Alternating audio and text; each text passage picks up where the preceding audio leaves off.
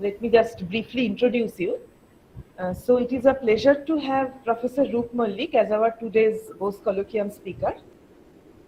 Roop did his PhD from TIFR in experimental condensed matter physics, where he looked at some giant magnetoresistance properties in some manganites, which is very different from what he does these days.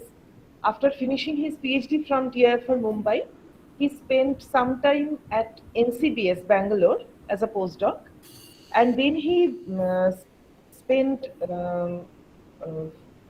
did one postdoc from University of California at Irvine, where in that lab he worked on molecular motors. In 2006, he joined TIFR Mumbai in a faculty position and stayed there as a faculty since 2006 to 2020. And since 2020 August, he has moved his lab from TIFR to IIT Bombay. His lab is focused on membrane motor interface. They try to understand the dynamics between the molecular motors and the cell membrane, and how this they try to understand the dynamics of this interaction. And Roop's lab has made very significant contribution in this field of research, for which he has received many awards and recognitions. To mention just a few, he is a fellow of Indian Academy of Sciences in Bangalore. He received Bhatnagar Award in 2014, Infosys Prize in 2018, GD Birla Award for Scientific Research in 2019, and he has also been an associate member of European Molecular Biology Organization. Not only this, his lab is also taking important part in many outreach activities. They make an attempt to translate their research, their scientific research, in different Indian languages, which is, I think, very useful. Apart from giving many popular talks and taking parts in many public level. I have a Bengali version also. Yes, you have a Bengali version also. I saw that, and which was composed by you, I believe. I hope it was okay. So these outreach activities are also worth mentioning. So with that, I would like to invite Roop for delivering today's colloquium, and a special request for the students. As many of you have heard, Roop already mentioned that he prefers that you interrupt him asking questions during the talk. Remember that he works in biology, but he is giving the talk to essentially a physics audience. So it is better that he keeps having feedbacks from you, such that he can understand, I mean, he can realize that, okay, how much you are able to follow. So with that, I would like to invite Roop to start the presentation. Thank you. Thank you, Shakuntala. That was a fairly brief but fairly comprehensive description. So thank you for doing that. And let me share my screen.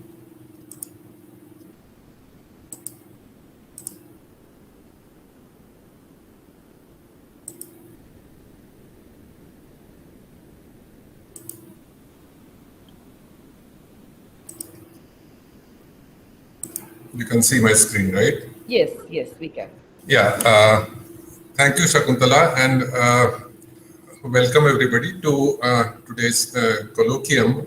So this is the title of my talk, and I won't directly jump to what is written here on as the title, but I will kind of try to take you through the process through which we, the kind of interest that we have. And before we start, as Shakuntala said, we try to use amalgamate physics, chemistry, computation, and try to understand biological problems with that. But let me be very clear: our interest is really to understand core biological problems, which are fairly complex at times, and use. If we understand some physics along the way, that is great, but to apply physics to real, sort of quote-unquote messy biological problems, and perhaps I'll be able to give you a flavor of that. So we largely work with proteins. We also work with lipids, and whether it be proteins or lipids, the way we think about these these are molecules essentially. These are of molecular dimensions. That's what you see written here, of the order of 100 nanometers or so. Of course, there can be larger proteins also. But when we think of a protein, because this is largely physics audience, let me remind you that a protein is basically like a necklace, okay? And this is a necklace, and the beads in this necklace are different amino acids, okay? Glycine, phenylalanine, etc., etc. And there are roughly 21 different kinds of amino acids. And some of these amino acids, they like water, some of them don't like water, some of them have charges, some of them have other kinds of properties. But because of these distinct properties of these different beads, if you take a long chain of such amino acids, that is the protein, and when you put it in water or in some other medium, this protein acquires a certain three-dimensional structure. For example, here you can see that if certain, let's say there is a periodicity at which these amino acids are hydrophobic, then it kind of curls up into this kind of a structure. And what you see here is a spring, and it actually works like a spring. Okay, so you can store potential energy inside such structures. Some structures are sheets, etc., etc. So what I'm trying to convince you is that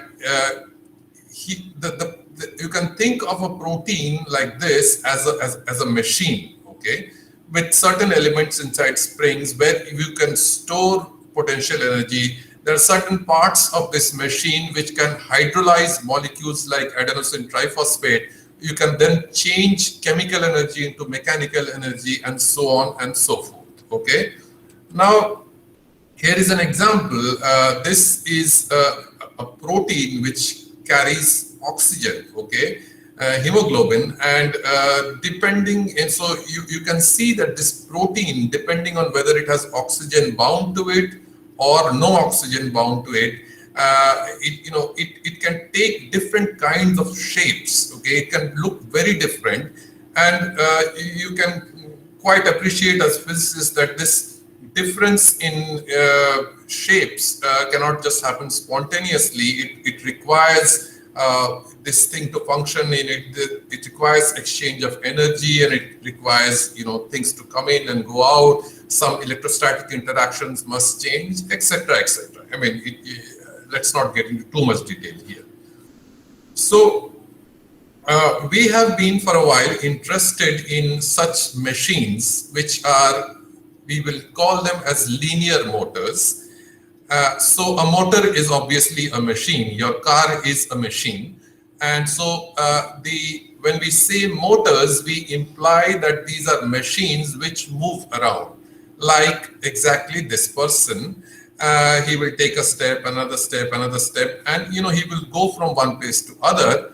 And while he is doing so, he may be carrying a load, okay, which he has to deliver somewhere. And this is exactly what happens at the molecular scale, where just like this person, there are proteins which step along like this. There are also other proteins which, instead of stepping along like this, they sit at one place and go round and round and round. And they are the ones, for example, which make ATP in your body, okay? But we will concentrate on these linear motors, which kind of, by the name, it implies that they move in a straight line.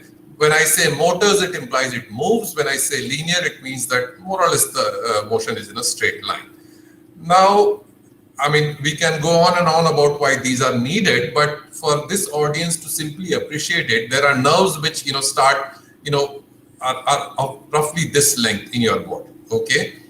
And these proteins are sitting inside these nerves, and they are transporting objects like this. What are these things that are being transported?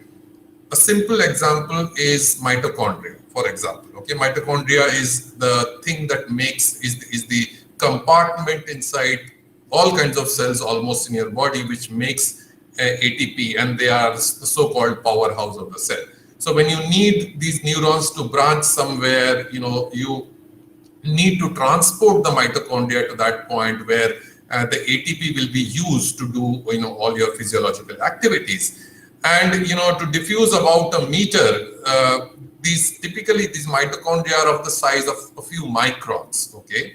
And given the viscosity and all the other, crowding inside such cells, inside practically any kind of cell inside your body, you would need much longer than a lifetime for this mitochondria to, to move across this. So therefore, diffusion is, beyond a certain point is not very useful once your size becomes large, once you're of the size of mitochondria or similar things, okay? So you need active transport, and this is obviously active transport because this guy burns energy as he moves. And similarly, the motor proteins that we're talking about, they burn energy, the energy that is stored in the bonds of adenosine triphosphate.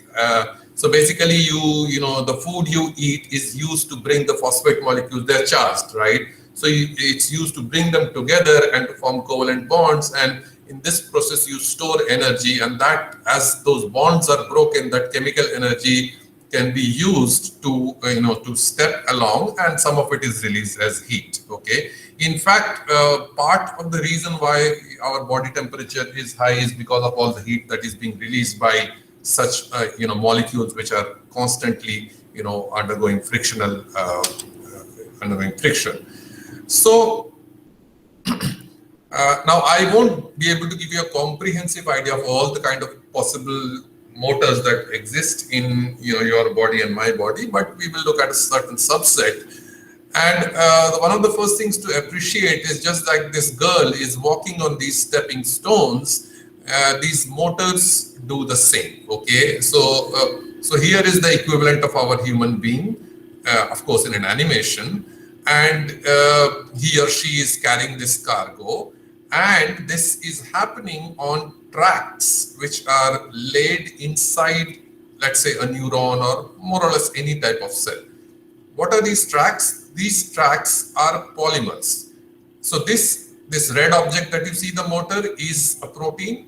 These are also proteins, and they are arranged as a end to end. They are joined like this, and so they make up a polymer, the long polymer, and these are called microtubules. Tubules because they're tubular in shape, and they can extend for 40-50 microns, even much longer. They can be very long, okay, inside cells. And they are the railway track for this train to move. And here is a real motor, okay. You can see each of these legs, which is this leg as it is going in. At every cycle, as it takes this step, it hydrolyzes a molecule of ATP, and in an electron microscope image, this is the step. One of the legs is being shown, and it undergoes this kind of a repetitive motion, and to do this, it must hydrolyze ATP, and this motion pushes against this track so that it propels you forward, okay? Now, if I play this movie, what you will see here, and this is the scale bar, just note the scale bar. So this object, this size that you see, this will be approximately 100 nanometers, okay, 10 raised to the power minus 9 meters. So that's why you need an electron microscope to see it. So these are really small machines working at the nanoscale, okay. So what has been done in this movie, I will just pause it, is one of these tracks has been prepared by us, and you can, if you look closely, you will see a faint line here across this. You see this, where my cursor is? That is one of these single tracks stuck on a microscope cover slip. Then we purify this red guy from inside the brain of a goat, and then we take small micron-sized plastic beads, which are this cargo, okay? And now when I run this, you will see that these cargo, so you can't see the motor itself, okay? But these cargo are moving along this. So this is, you can basically reconstitute what is going on inside the cell in this purified system, and but remember that the cargo is extremely artificial. It is just a plastic bead, And when you put these motors, they kind of go, randomly and attach to these beads, and some of them die, most of them die, but some of them are alive and they give you this kind of motion. Okay. Now, if there are any questions at this stage, I will please request people to ask me so that we can, proceed after that. Are there any questions? Okay, let's go on. Can you guys hear me? Yes, we can hear you. Yeah, because this Google is a little odd because I can't see anybody. So I hope someday this, Okay, anyway. So where is all this happening? What is the context to whatever I told you? So the context can be, let us say, this is a typical cell inside your brain or your, or your hands or your liver or your muscle, wherever. And there are these tracts. These black lines are these microtubules, which you see here, shown exactly what I was showing in the previous slide. And along this, let's say you have a mitochondria, or even all the viruses that infect your body, all the bacteria, almost all known bacteria and viruses, if they have to infect any cell inside your body, once they get in, they get onto these kind of motors and they have to be transported. So blocking that attachment of virus or bacteria to these motors is one possible way of blocking viral replication. Okay. Anyway, so if I zoom into one of these objects, let's say here is this mitochondria. This is a cartoon again. So, but what you often see that given such a single cargo, remember that this from end to end is of the order of a micron or so, and there are the red ones are molecular motors which walk along this microtubule, and the green ones are also molecular motors which walk along this microtubule. And from now on, we will simplify this. There are of course complications, but the green motors we will call kinesin, and the red ones we will call dynein. And just because this is a physicist audience, from kinesin the word kine means in Greek motion, and dyne all of you know, so kine and dyne. Okay. Dyne is the unit of force. Okay, so now if you have such a picture, the interesting point is that usually the green motors want to go in one direction and the red motors want to go in the other direction. That's what I have shown you here. So they are antagonistic motors. They move. They generate force. Obviously, as you can understand, these must be generating very tiny forces so that you can move something inside this viscous environment. And they generate force in opposite directions. And we don't quite understand how the cell can control the relative activity of these green and the red motors so that cargo can get localized to the desired place inside cells. For example, let us say you are a bacteria which have entered the cell. What the cell will try to do, let's say the immune cells of your body, if this is a bacteria, it will increase the activity of the green motors so that the bacteria is taken towards the center of the cell where you have acidic compartments which fuse with the bacteria and kill the bacteria. Okay.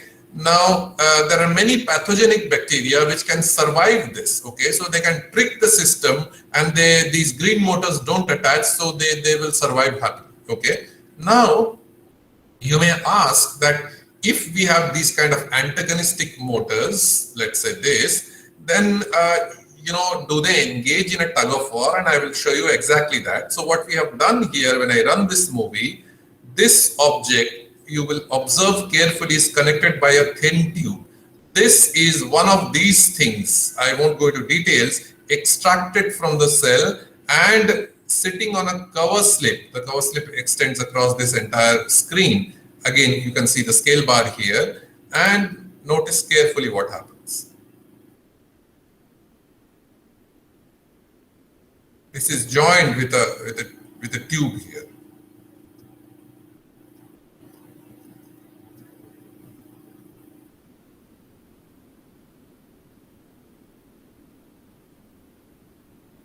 So you can imagine that there are these red motors and the green motors on these ends, which are actually pulling against each other in a tug of war. Okay, and then somebody will win and you will go this way or that way. Now there is a lot of controversy about whether such tug of wars happen all the time, because it seems to a physicist it would obviously seem a silly way of doing it, because you are wasting energy, but probably your body has much bigger concerns than energy. Okay,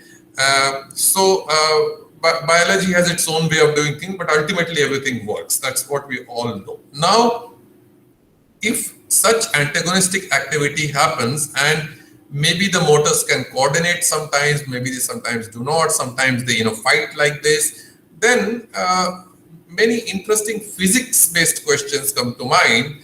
What are the forces that each of these exert? What are their numbers? How long can they exert such force? What is the mechanical compliance of all of these structures when they exert force? What is their geometrical organization on the surface of this cargo which allows them to do something? Can they cooperate, between themselves? That is a very big question. It's not so obvious that these motors, if you put two together, they will do twice as well as one. So these are all interesting questions. Is there a question? Yes, there is a question from Abhinandan. Okay. He asks, what decides the direction of the net force? Of the net force. Okay, so the direction of the net force will, one obvious way to decide that is the difference in these two forces. Okay, or now I think a better question to ask, given a motor, let's say green motor, how does it know which way to go? That it does because it can identify, you can see that these, these blocks, building blocks that I have shown, they are not exactly the same. They're alternately dark blue and light blue. So these motors, there's an asymmetry here at the level of this interaction between this leg and this motor, and these motors can identify that asymmetry and move either this way or that way. Now, how this balance of forces, the direction which they will go, can be decided simply by the balance of forces, who's the winner, or there may be processes which switch off the green motor and switch on the red motor. These certainly such processes exist, and we will perhaps try to come to some of those as we go along. So when people ask questions, I really cannot see anything, because maybe they're asking in the chat box, right? Yeah, Abhinandan asked in the chat box, but maybe you preferred that they actually verbally. Yeah, it is better if they ask directly, because I can't see the chat box when I'm in this right, mode. Okay, right. so I won't know if somebody has asked anything. Okay, yeah, all right. Now, some real examples. Okay, suppose this friend of yours is walking around in the garden, and suddenly she sees a cat around the garden. Okay, so now she will try to become green. Right? She will try to change color so that she's not eaten up.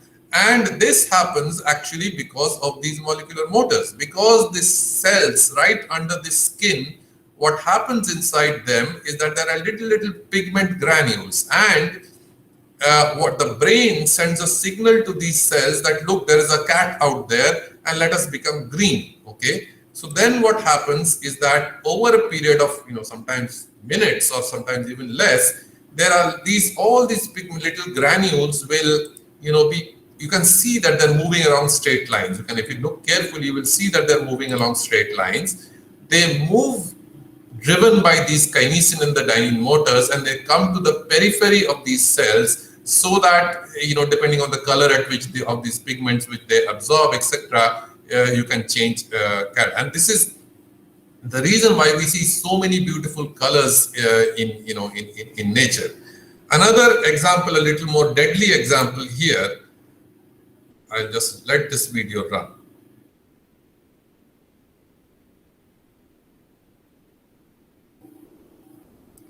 To me, this is really scary, because you can see what rabies virus does to you. Okay, so basically, in a normal cell, in a neuron, here are the mitochondria which are moving around. So these are individual mitochondria. Okay, and these are the axons, basically these long cells, long parts of the neuron, where these motor proteins are moving these mitochondria. You can see the motion is back and forth, okay?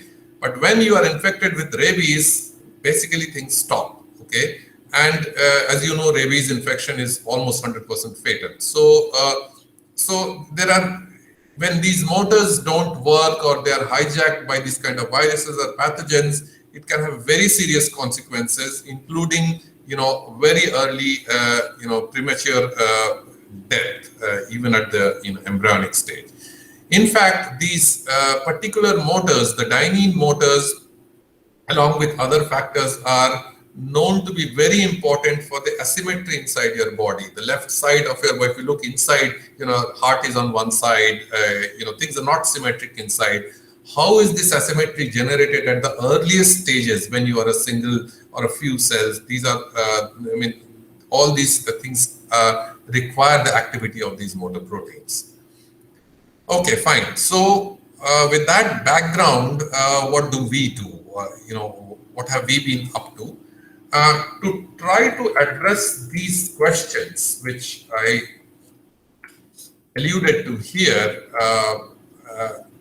we try to answer these questions, but we try to do so in a context which remains biologically relevant and important at the level of an animal, okay, physiologically relevant. So one of the things that we do is that we take cells, okay, they are growing in a petri dish like this, and we feed them plastic beads, small plastic beads. So if you recall this movie, you saw these plastic beads being moved by these motors, but here they are really beads, okay? They are basically plastic. But now when you do this experiment like this, these beads are eaten up by the cells. They go inside the cells, and each of these beads then becomes sort of a natural cargo for these motors, and that's what you see here, okay? This is a cell. So here, if you go from one end to end, this would be about 40-50 microns, and these are not beads anymore because they have acquired a lipid membrane around them derived from the cells, and on this membrane you have all of these objects which come onto that bead in a natural way in what happens inside the cells, and you can see how vigorously they move, okay? So what you were seeing earlier in this slide was a very artificial system where you can ask a lot of physics-based questions like, what is the drag force, what is the load, what is the velocity, how often do these things step, and that time is of the order of milliseconds. But then you can't go beyond a certain stage because you can't address reality in biology. Instead of that, what we do is that we look at this motion directly inside cells, and I will not cover that part right now, but what we can also do, we can take lots of these cells which have eaten up these beads and then take the cells and burst them open and extract these beads. They are called now phagosomes. So I will request you to remember this word, phagosome. What does that mean? That means things that have been eaten by cells. Okay, phago means eat in Greek. Okay, so these are now objects which are actually like this instead of a bead. Okay, there are many proteins on the surface of each individual bead. That bead is a cargo, remember. Okay, this phagosome is a cargo. Inside it is of course the bead, but on the bead there's a coating of a membrane and lots of proteins like what you see in this cartoon, and some of those proteins are going to be these, okay, the dynein and the kinesin and various other motors. Okay, so now the interesting point is that, so suppose this cell is grown on a petri dish, okay, on a cover slip, and I add these beads from outside. They will get ingested by the cells, and I can allow them to live inside the cells for a short time or a longer time.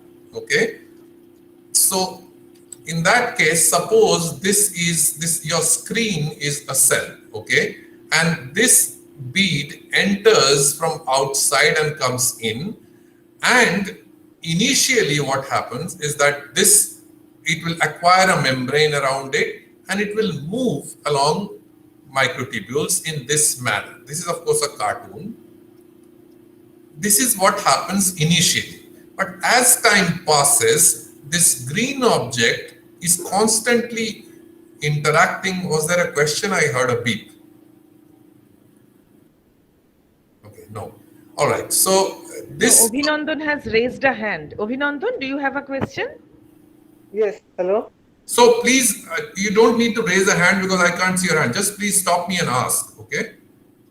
Hello. Yeah, Abhinandan. Sir, yes, sir. What is the chemical nature of the bead? Because they have to cross the lipid bilayer of the membrane.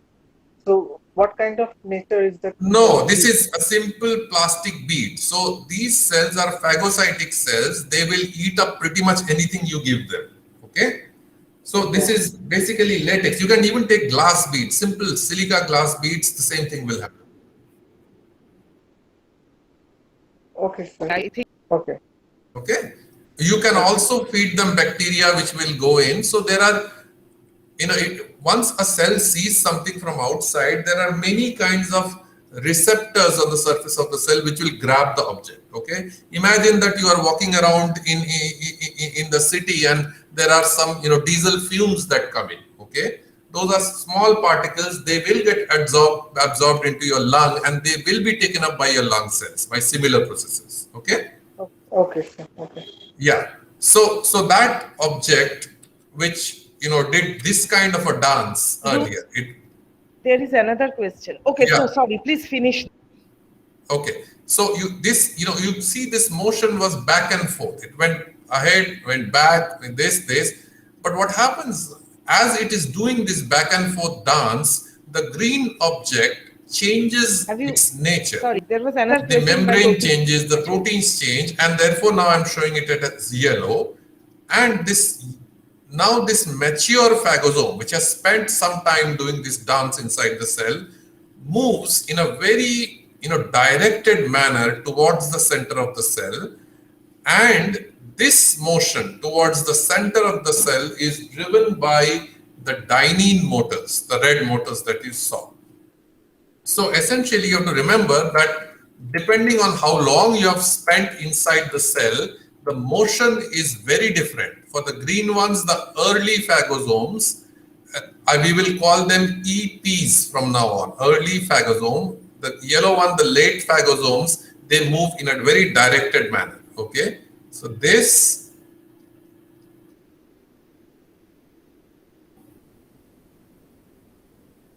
versus this, okay? And these objects which are sitting here close to the nucleus are the acidic compartments where the bacteria inside this, if it is a bacterial particle, are supposed to get killed, okay? All right, should I proceed? Okay. So what we can do is that we can take single phagosomes like this, which can be either the early phagosomes, which can be either these yellow guys or these green guys, okay? And we can either send a laser beam inside the cell, okay, and focus that laser beam somewhere inside the cell, and now these objects will get trapped in the focus of the laser beam. So this red thing is the laser beam, and we can also extract single phagosomes from these cells and put them on a cover slip where you have stuck a microtubule. And then what happens is that these laser beams, as they go in, the photons in this laser beam exchange momentum with this particle, and because this particle is refractile, it refracts light, the photon direction changes because the direction of the light changes, and when there's a change in direction, there is an equal and opposite force by simple Newton's law, and that force, what effectively it does, I won't have the time to go into this, what it does is that it traps this object close to the focus of this laser beam, and this is called an optical trap. And this is what you see happening here. This is a phagosome, a single phagosome. And here so you can imagine this, my laser pointer is the point where my laser is focused. And this object is being pulled in this direction by, let's say, the kinesin motors, the green motors. And there is one of these microtubules, this object, this thing is under the cover slip, which you can't see very well, okay? And when you see this, you have to imagine the kinesin pulling this out and stretching the spring. This spring is basically the spring which of the optical trap, okay? The optical trap manifests as a spring with a well-defined spring constant, which can be measured. I won't go into those things right now, okay? So, why is this useful, okay? This is useful because it allows you to answer many of the questions which I posed earlier. We know the unit force exerted by the green guys and the red guys. So if it is moving in a particular direction, we know whether when it is moving this way, it is kinesin, let's say. When it is moving that way, it is dynein. We know that in these experiments, okay? So we can test whether these two motors are competing, how many are generating force, how long can they generate force, these kind of questions, okay? One of the very interesting questions is, do these motors cooperate? Does a class of motors cooperate? If you put two together, can they generate twice the force and they survive for twice as long? That is a million-dollar question in this, and I think I will try to answer some of that. Are there any questions about this technique and what we are doing about the experiments that I can take? Otherwise, I will move on. Okay, let's move on. Okay, so when you do this kind of experiments, this is the data that you get, okay? And remember that we are doing experiments with a phagosome which has both these kinds of motors, one which wants to go that way, one which wants to go the other, okay? So what you see here on this axis is time, and what you see on this axis is the position. It is essentially this distance, okay? This distance, and when I multiply it by the spring constant, I can get the force. So I know the force that is exerted by measuring simply the distance, how far I have moved from the center of the trap. And here, this zero, sorry, it's a little bit shifted, so don't worry about that, but this is the 0 point essentially, okay? And if I go in one direction, I go, let's say, 100 nanometers. So these are nanometers, okay? If I go 100 nanometers and I have a spring constant of so and so, then I know how much force I've generated. So I just multiply it by the spring constant, I can calculate the force. And you have to remember this geometry here, okay? So what is going on is that here is the phagosome at the center most of the time here, and once in a while, and the trap is like this here, where my laser pointer is. And once in a while, kinesin is pulling it, so you are going this way. Sometimes dynein is pulling it. So you have to imagine the spring being sometimes stretched this way, sometimes stretched that way, okay? And you see these kinds of patterns, and there is a wealth of information in this data. Now, remember that this information is quite remarkable. It is very rare for you to be able to measure what biological enzymes are doing in real time with such precision, okay? These are enzymes essentially. These kinesins and the dyneins, they are enzymes because they hydrolyze ATP and they, they convert chemical energy into mechanical energy. That's how they can generate force. So, all right, good. So by doing these kinds of measurements, again, I won't go into the details of this because this is already 40 minutes on. What we were able to show is that on single phagosomes, okay, on one of these objects, whatever you see in this picture, something like that is true, where you have a single strong kinesin. It exerts almost 6 piconewtons of force. Piconewton is 10 to the power minus 12 newtons, okay? The forces that we exert in our day-to-day life are on the order of tens of newtons. So these are more than 1,000,000 times smaller than the force that we are used to. These single kinesin is opposed by something like 5 to 6 dynein motors. These are much weaker. They exert approximately 1 piconewton force, whereas this is 6 piconewton. So if you have 1 versus 5 or 6 or 10 of that order, then you have a force balance condition.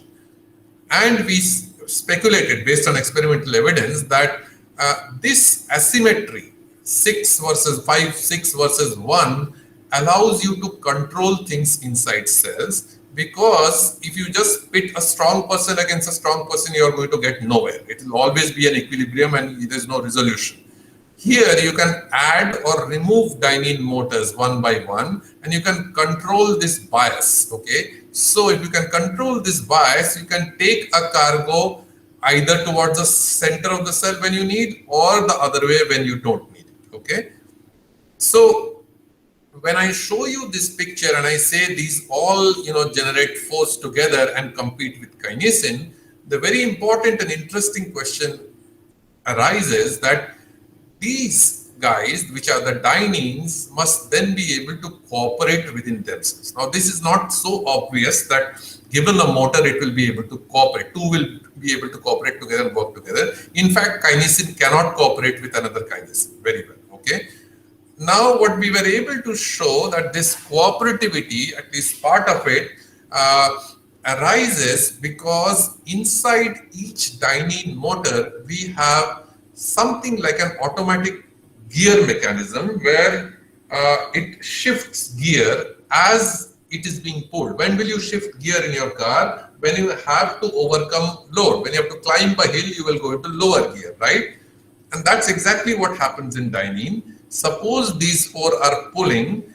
As you pull harder and harder, as you move away from the center of the trap, or as you pull against kinesin, the leading dynein, which is taking the most load, shifts to lower gear by reducing the size of its step. So dynein, what we had found here was that it takes steps of variable size, and the product of the step size and the force generated is constant, which means that the work done per step is constant, which means that it's a gear-like mechanism. Okay, and we were kind of, based on things which I won't go into right now, we suggested that when such a mechanism happens, the leading dyneins take smaller steps and they slow down, but the ones at the back take larger steps because they don't see so much load, so they cluster together. Okay, when they cluster together,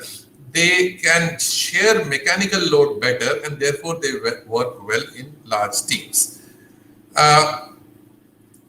What we also did, you saw this kind of data, which you would have remembered from the previous few slides. On early phagosomes, you see motion in both directions, but on the green ones, remember the late phagosomes, you rarely see motion in the plus direction, a few blips here, but most of the time you go in the minus direction because you are driven by dynein.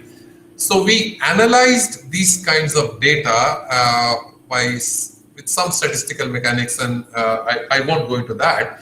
And what we were able to show that this choice between kinesin and dynein, between this and this,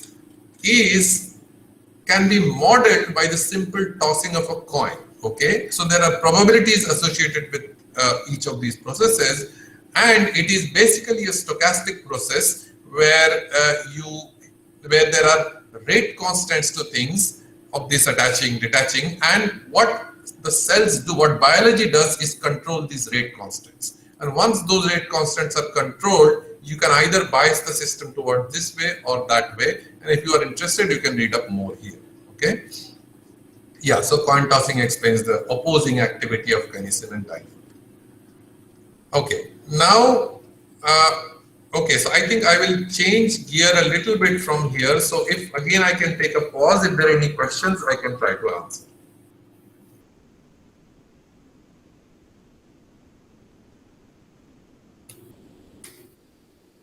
Okay, none. All right, good. So if we, what we have, something that I have ignored, and actually most people ignore all the time, is actually the lipid membrane, which covers almost every kind of cargo inside cells. If you are a bacteria, you're going to be sitting here, covering yourself with a lipid membrane. Okay, so this is the lipid membrane. These are the hydrophobic tails, and these are the lipid parts, the charged parts. Okay, and on this membrane, you attach many. So remember what I had shown you here. This green thing is the lipid membrane, and on this is everybody is sitting. Okay. Right. So we have been very interested in this lipid membrane because it is the substrate on which everything happens. Okay. Now let us see. Let's look at a geometrical problem. Okay. Suppose you have a cricket ball. The cargo which are being carried by these motors, let's say it's the size of a cricket ball, and the motors are of the size of cigarettes, suppose. Okay. Then if you can hold a cricket ball in the palm of your hand, and you can hold a cigarette more or less in the palm of your hand. So the sizes are similar. Okay. Then you can, very intuitively realize that if I take these motors and put them everywhere on this surface, roughly half of them, okay, because their sizes are similar, will be able to contract the microtubule at a certain point of time. But not all cargoes are the size of cricket balls. Some of them are the size of footballs, okay, inside the cell. Then you have a problem because the size of the motor is not changing, as you can see here. And only the motors in a very small area here can actually contact the microtubule. The others are basically lying useless, okay? And you can actually get a rough estimate of this contact area because we know these sizes. And once you know the area from which you can contact a microtubule and the total surface area of this cargo, if I randomly throw a motor on this, I can always calculate the probability that it will land in this patch from where it can reach the microtubule, okay?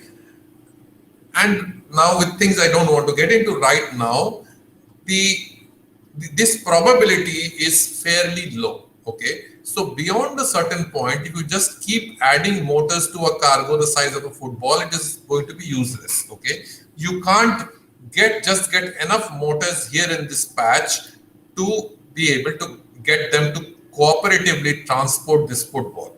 So the solution is that you cluster these motors into small domains, okay?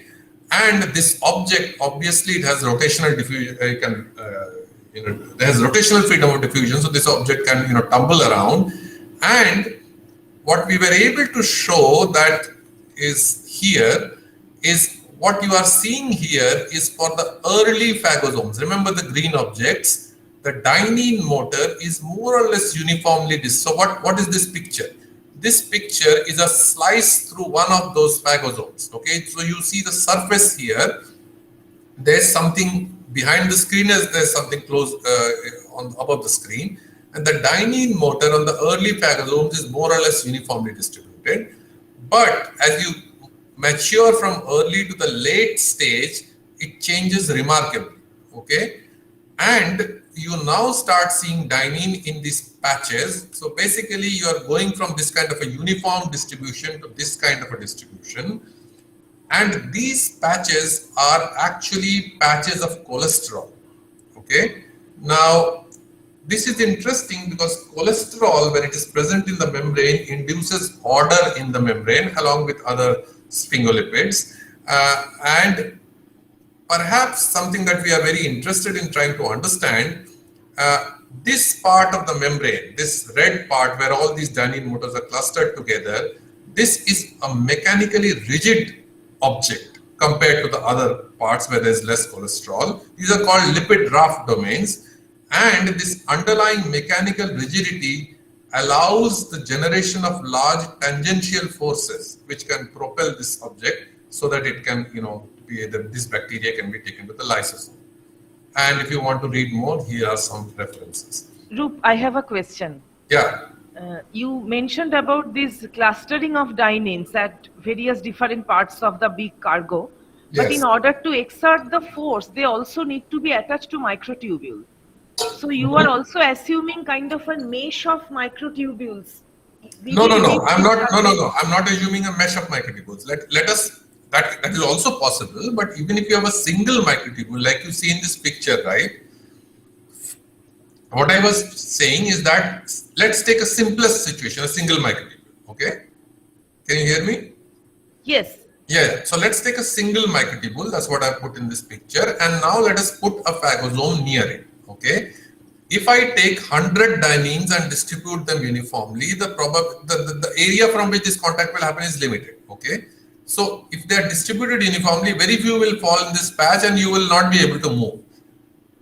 But if I cluster them together and this orientation is correct, then they will all be able to contact the single microtubule at the same time. But those ones which are not, I mean, Yes. which are part of a different cluster, Yes. they are not in touch with any microtubule, so they are not able to exert any force. You don't want them to exert. No, that's the whole point. You don't want them to exert any force. You are on a single microtubule and you want to move along this as long as the microtubule lasts. Okay. Okay. Right? Does that answer your question? Yeah. Okay. Yeah. So otherwise you would be moving randomly here and there. You won't get anywhere. Okay. Okay. So now, the title I'm trying to, the last few slides, I will talk about trying to understand some of our more recent work. Now, if you look carefully within this is the dynein motor. These are the two legs, just like I showed in that human being. And it has this funny thing sticking out from here, okay? That is shown as a cartoon here. So this is dynein walking, this one. And it has this other object sticking to it, which seems to skate along with it, okay? And as this is moving, so this is called dynactin. This is dynactin, this is dynein, okay? For almost everything that dynein does, and it does a lot of things inside cells, believe me, you need dynactin, okay? And mutations in dynein or in dynactin lead to many kinds of neurological disorders and developmental disorders, which I don't have the time to get into right now. So why do you need this funny attachment? Because many other motors, so now observe carefully that the dynactin itself contacts, so this is the microtubule along which you are walking. The dynactin itself contacts the microtubule, and so does the dynein, okay? So why is this additional contact needed? Because this is not known for other motors. And so we thought that we can ask this question very nicely on the phagosomes when we extract. What do we want to do? Now, the basic question that arises is that, let's say here is a cargo with dynein and dynactin shown here, and it comes onto a microtubule, it stays for a certain time, it generates force, and then it goes off. So there must be on rates and off rates to this, right? Obviously, because nothing is going to go on forever. So are these attachments here and here, how do they affect, how are they required for these in determining these on and off rates? Okay, so what we did, now look at this animation again. We took a small peptide. Peptide is a small part of a protein, and that basically mimics the part of dynein which binds to dynactin, this small part here, okay? But it is not, the remaining part is not there. So if I add lots of this peptide to a solution, then all these choda peptides will go and bind to dynactin, and they will not let dynein bind, okay? Similarly, this part, I want to understand what this does. So I want to disrupt this interaction, then only I can understand what happens. I take something called an antibody, which recognizes this part. I mean, now in this COVID world, I assume everybody understands what an antibody is. So that antibody goes and binds to this leg here, okay? So it blocks this interaction. And let us compare what happens in a normal situation versus when you have blocked this and this. So then we can try to understand what this attachment does and what this attachment does, okay? Rup, I'm interrupting you once more. Yes, please. You have about 5 more minutes. Yeah, all right. I will finish quickly. So then we did the same experiment where we extracted these from cells and we got these kind of plots, okay? Remember, this is time and this is distance. Now, what we found is that if I disrupt this interaction, dynein basically has starting trouble, okay? The on rate, this is reduced. If I disrupt this interaction, in contrast, when I disrupt this interaction, the off rate increases. They're completely different responses to different disruptions, which means that this interaction does a different job and this interaction does a different job inside this machine.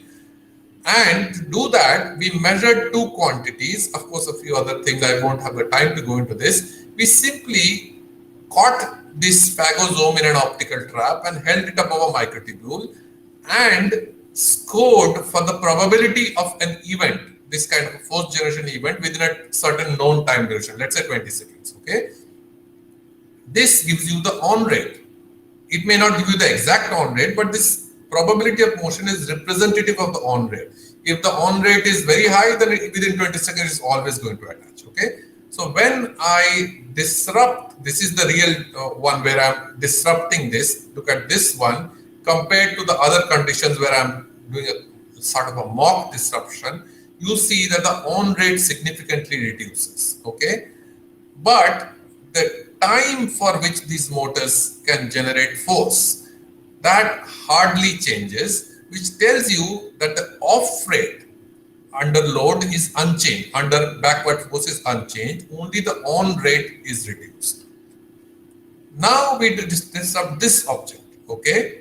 Then we see the exact reverse happening where the time for which you can generate force, okay, goes down drastically, which means that the off rate increases. So this implies, because I don't have much time, is that as these objects are moving such cargoes inside cells, this interaction is required for the motor to quickly attach to a microtubule and start the stuff, okay, whatever it has to do.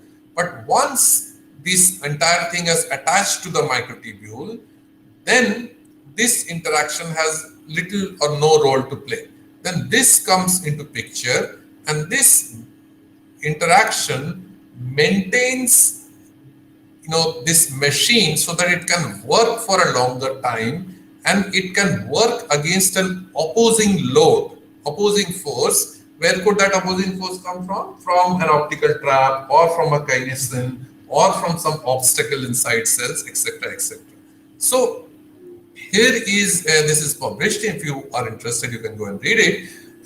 Here is a model for what we think might be happening. It's of course speculative, but what we think is that when dynein is generating force in this direction, and let us say somebody else is pulling it in this direction. Who is this somebody? Can be the trap or kinesin or some obstacle.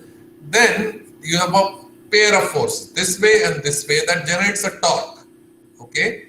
And remember the size scale here, this is approximately 100 nanometers. When this torque is generated, this pushes down on dynactin. Here is dynactin, okay? And it looks a bit like this. So when you push down on this, you need this attachment to be rigid. If you slip here, you will not be able to sustain force, okay? So I don't want to go into too much detail here, but that is basically one of the major conclusions of this work. And then I think I will stop there because I'm running out of time. I would like to acknowledge the older and the newer members of my lab, some of whom are just getting started: Dvitiya, Bhavna, Joel, Apurva, Jagjit, Shubham, Paulomi, Pankaj are the most senior members who guide them very capably. And I would like to acknowledge the agencies which have funded us generously through the years, otherwise we could not have done anything. I would also very much like to thank some of the collaborators relevant to this, what I told you, Siddesh, Madhusudan and Ranjit. There is another part of my lab which works to understand how the liver controls the amount of fat in your blood, but I did not go into that. There's very interesting physics involved in that. Last but not the least, I would like to thank all of you who have listened to this. And if people are interested, then there are certain postdoctoral positions open and you can look it up on our website. I will stop there. If there are some questions, I can take. Thanks, Roop, for this very nice talk. Now, I ask are there any questions from the audience? From the students?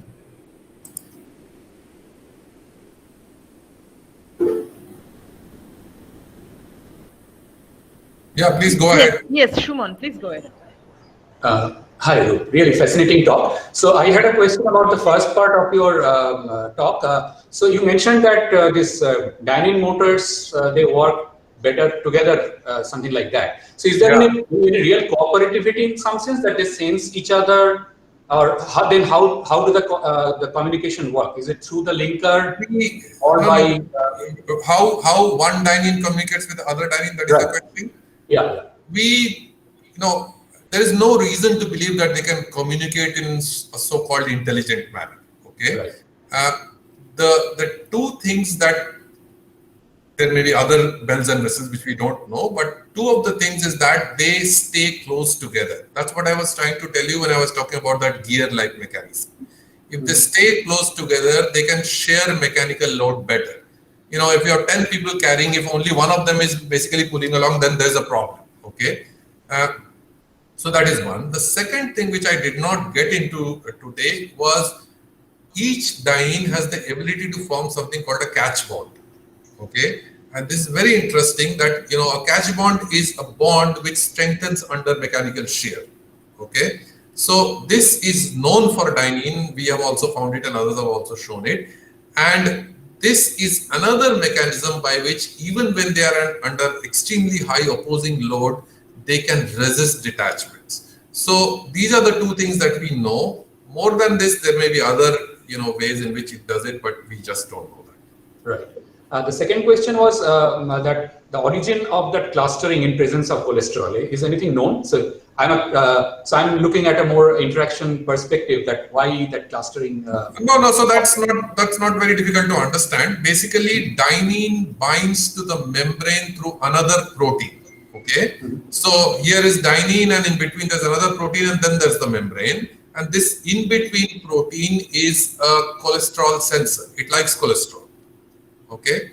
So that's why dynein is, in certain conditions, is specifically recruited to where it finds cholesterol. I see. Does that so answer it it? directly interacts with the cholesterol. Cholesterol binds to it. Not directly to dynein, but via an intermediate protein. Okay. Right. Okay. Yeah. Which is called ORP1L. It is a cholesterol sensor actually. Okay. Thank you. Any other questions?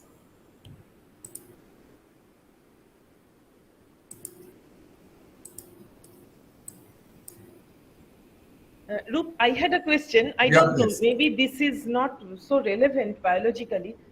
When you showed that at different parts of the cargo, the dynins break into different patchy type of populations. Yes. My question was, why do you need multiple of them? I mean, so many of it. If you just want those in touch with the microtubule to exert force such that there is some net drift movement is possible, then why do you need so many other clusters? What are they doing? No, it's not a question. I think that it's not a question of need. It's a question of what you can actually achieve. Okay. There is no way in which you have an object of a micron size and the patch size is much smaller than the micron size. Right? Yes. So imagine an area of the size of a football field and the patch is of roughly the size of, the goal post. Okay. Yeah. Now there's no way you can, given the amount of cholesterol on a single membrane, there's no way all the patches will come together. You understand? Yeah. What are these patches? These are hydrophobic patches. So some part of them forming are driven by hydrophobicity. Things come close together. But there are patches which are never going to see each other because they're so far in this other membrane, right? Okay. I see. So you are saying that they just get drawn towards these patches and wherever. Yeah, and that also has utility, right? Sometimes if you just keep on going along a single microtubule, you get stuck somewhere, you are really stuck. Then if there is another path which attaches to different microtubule, maybe you can back out or do something like that. I'm speculating, but that's possible. Okay. And from those patches also, they can jump off the cargo and jump back in. That is possible. Yeah, but those rates are much smaller. Much smaller. It can happen. It's possible. Okay. Yeah. Okay.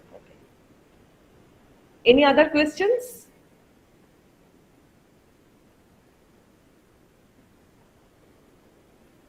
Okay, it seems there is no other questions. Okay. So thanks, Roop, for this Thank very you. nice presentation. Thank you very much. Yeah, Thank you. Bye bye. Take care. Bye. Yeah. Bye.